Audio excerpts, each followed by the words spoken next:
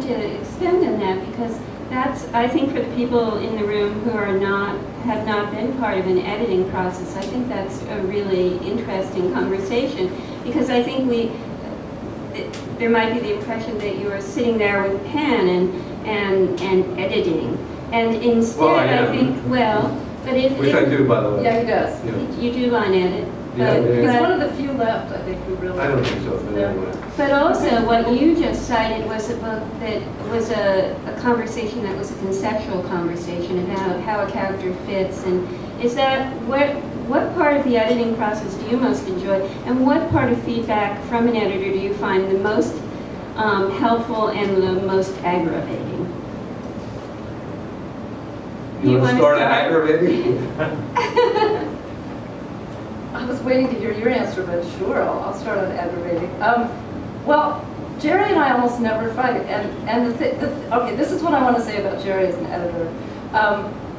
He is, I've never worked really with another editor, because there was Danelle Downham, and she was wonderful, and we worked on In the Drink together.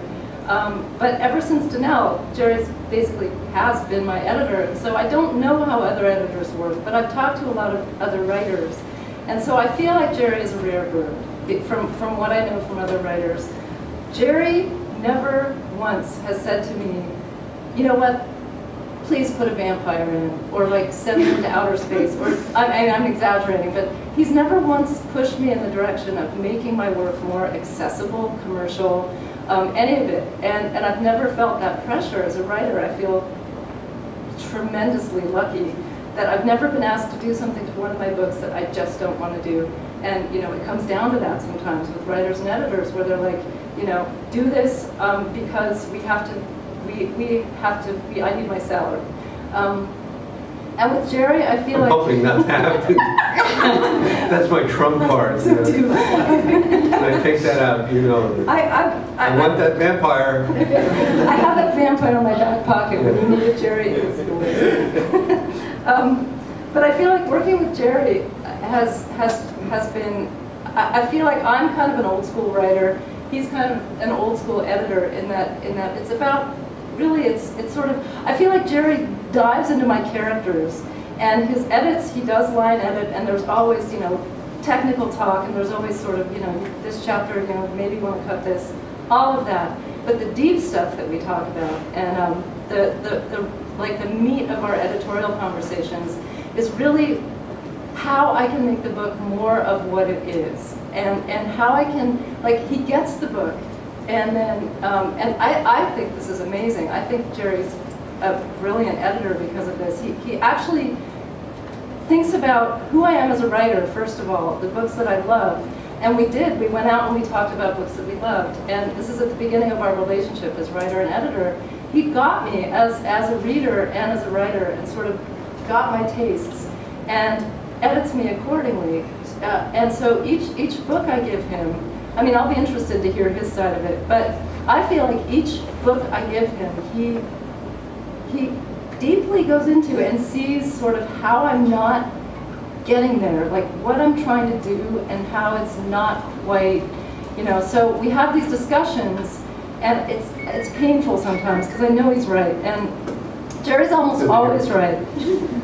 But it's true. And, in fact, I hated the title, The Epicure's Lament. I was almost in tears on the phone, like, Jerry, I hate Latinate prose. That title is so bad. I wanted to call it The Last Cigarette, or Out of Town, or something like blunt and masculine. Jerry was like, Kate, trust me on this. And I hung up the phone like, oh, I hate Jerry. This is the aggravating part, like, oh, he doesn't get it. And that awful cover we had from the Astro. No, wait.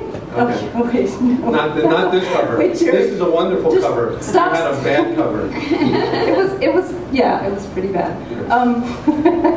But and then Jerry, Barnes & Noble said, we don't like that cover. Thank God. Yeah. So I was right about that. Or somebody made or Barnes, some other supreme being. Len Riggio. But he was right about the title, The Epicure's Lament. That's the point of this anecdote, is that what other title? I went back and looked in that book, and it is so Latinate. Like, what other thing were you going to call it? It was the perfect title. So, Jerry, you were right. A rerum naturum. You argued for that one. No. So, Thank you, Kate. I mean, it isn't that hard for me to give myself to your books because the writing is so delicious and you know, it's just a ton of fun to read you, and we are in so many senses on the same page. Now, the interesting discussion that we had in respect to the astral was the nature of the break between Luz and Harry. And I got, you know, I read Sexual Politics at a tender age, you know, you know, so I'm gelded. You know, I'm a sensitive male, and really I am. And well, anyway, the point is, from my experience in seeing divorced people, I generally figured the guy's in the wrong because there's really nothing. There's no uglier spectacle in nature or culture than a wounded divorced male or divorcing male. And so I said, I was pushing you. I said, you know, let's out this guy Harry for like the passive aggressive creep failure that he is, and something like that. And yeah. You said, no, it's actually I want to out Luz as the controlling bitch that she is. I said, and I thought about that. I said, okay, just do that. But you know, it was somewhere. I felt that the book was somewhere uncomfortably in the middle, where you didn't see it. And in fact, it does lead up to a very powerful denouement where Luz is unmasked in a way. I mean, it's not like it's a big surprise at the end that she's not the suffering noble wife saint, but yeah, but you did that. But that was the nature of that discussion. What is really going on here? But your question came from the fact that I hadn't revealed the marriage. The marriage was still, I mean, it was still inchoate, and your idea was, you know, to do one thing, and my idea was to do the other thing. Yeah, you just pointed the arrow. I just pointed the arrow in a different direction, but you were right in that I had to excavate more of what their dynamic was. Yeah, did pretty well too. Yeah. It was really fun, I have to say. But I just want to say, I haven't read very many books in which the writer is sympathetic to the schmucky, spineless husband who's lived off his wife for 30 years. But I really was, when I wrote this book, sympathetic to him, because I feel like there is a certain kind of controlling woman who has not been exposed enough in literature, because people are afraid to. And if men do it, they're called misogynistic, and if women do it, they're, you know, betraying the sisterhood or something. I just felt like the hell with it. I've known women like that. That's all. But you leaven that a bit in the book, because I have to say that having had a best friend for 30 years or so who's a man, that I've never read in fiction anywhere the description of a friendship between a man and a woman who are not lovers, like the description of the friendship between Harry and Marion, which it seems to me so dead-on accurate and interesting. And she is, in a way, the kind of antidote to Luz. In fact, he couldn't have stayed with Luz, I felt, if he didn't have Marion as a friend. Yeah. To sort of, to give him what he didn't get from her. I would like to say that as a practicing male, you appear to have observed us pretty closely and transmigrated into our heads, because, so here's this is my serious chart of all your main characters. Let's put Oscar Feldman to one side. He's more like... he's dead. Yeah, he's dead. So Jeremy Thrain, Hugo Whittier, and Harry Quirk are all practicing males, and they're pretty damn convincing to me as males, and particularly Harry Quirk. I think I just think, yeah, okay, yeah, that's what a guy thinks in that situation. It's perfect, yeah. And how you know it, I don't know, but keep doing it, you know. But what about that, Kate? I mean, do you find people asking you about that? Well, why are you writing from the perspective of a man, or how are you writing from the perspective of a man? It seems to me a kind of crazy question, but I wonder if you get that. I do get that. It does seem like a crazy question. It seems like as a fiction writer, you can do anything.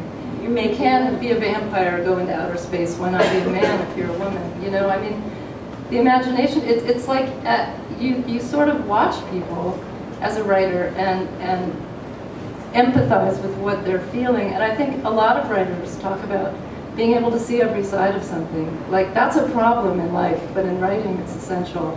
And to be able to embody some other point of view as authentically as your own, I think it's basic fiction writing. Mm-hmm. Yeah, but you know, back in the days of Kate Millett, the knock on the great white male narcissists, as David Foster Wallace called them, you know, Updike and Mailer and Bellow, was that you know, they couldn't imagine themselves convincingly in the female characters, or created you know, convincing female. I think that's a little unfair on Updike, but anyway. Yeah. But I think you've reversed the arrow and really done that.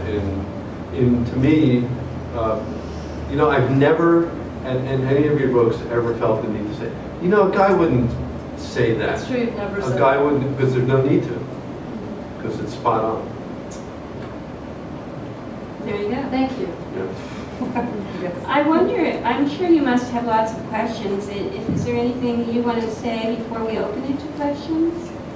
I mean, on the matter of, you know, I mean, one of the ugly truths about editing is that it's not just fixing the book. It's positioning the book in a very tough marketplace. You know, it's convincing. I mean, you're a house. Don't take this wrong. You are a beloved house author at Doubleday, and we love publishing you. And there's like Team Kate there. I feel that. I know. You know, but nevertheless, each time out, you have to, you know, rally the troops. Say, okay, this is what she's about this time. And all of that thing, and it's not that easy, yeah. Because another one of our shared passions is Dawn Powell, and you don't want to know about Dawn Powell's actual publishing career, which was a record of completely unrivaled futility. You know, the distance between what she was writing and what she sold, yeah. Is just like painful to contemplate. And I feel, you know, a comparison coming. Well, I don't want you to be buried in Pottersfield, dear. I'm hardly going to be. Well, good. But anyway, those are the hazardous waters that you really have to navigate as an editor, not editing, but as an editor trying to make that book go out into the world in a way that both respects its essential quality, but doesn't make you as an editor look like, here's a really nice book, I think you're really gonna like it. Boom! You know, the book comes right back to you. So that's the thing that I have to navigate, you know, because you know, you don't write like other people. You do write like some of the people we like, but you don't really have, I can't think of other writers who are quite like you, and this whole vexatious shit lick thing. I mean, it's worth talking about that in in terms of making the point. What happened in the drink was like a good news, bad news sort of thing. The book came out right at the kind of first flood tide of chick lit. It was The Girl's Guide to Hunting and Fishing, I guess Helen Fielding's Bridget Jones. Bridget Jones. Came like a juggernaut for me. And one or two other books, and there was a trend piece in New York Magazine about chick lit. And there was one of those sidebars, and there was in the drink with these books, and that was a good thing because we know what to say, we know how to sell it, but it wasn't.